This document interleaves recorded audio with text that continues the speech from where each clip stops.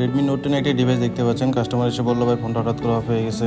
তো আমি আসলে দেখলাম যে পাওয়ার সাপ্লাইতে কোনো রিডিং নাই এবং চার্জও নিচ্ছিল না। তো ফোনটা আসলে আগে সিপি রিকল করা ছিল, যার কারণে আমি সিপিটা উঠিয়ে নিলাম। কোনো টেকনিশিয়ান ভাই যদি দেখে থাকেন কাজ শিখতেছেন নতুন, তারা আবার আমার মতো হুট করে সিপি উঠায়েন না, স্টেপ বাই স্টেপ চেক করে কাজ করবেন। তো সিপি উঠানোর পরে আমি সিপিইউ ছাড়া মাদারবোর্ডের রিডিংটা দেখবো যে মাদারবোর্ডটা ঠিকঠাক আছে কিনা।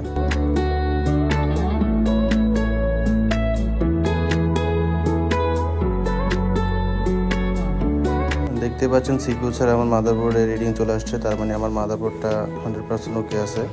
তো এখন আমি সিপিইউ রিভলভ করে মাদারবোর্ডে ফিক্স করার পরে দেখবো যে সিপিইউ সহ মাদারবোর্ডে রিডিং আসে কিনা।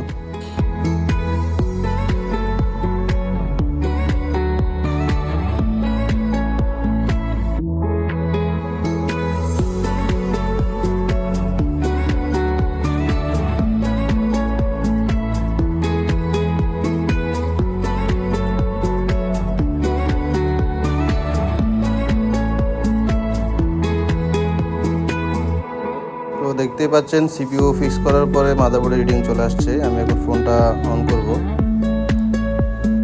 তো আলহামদুলিল্লাহ দেখতে পাচ্ছেন ফোনটা কমপ্লিটলি অন হয়ে গেছে।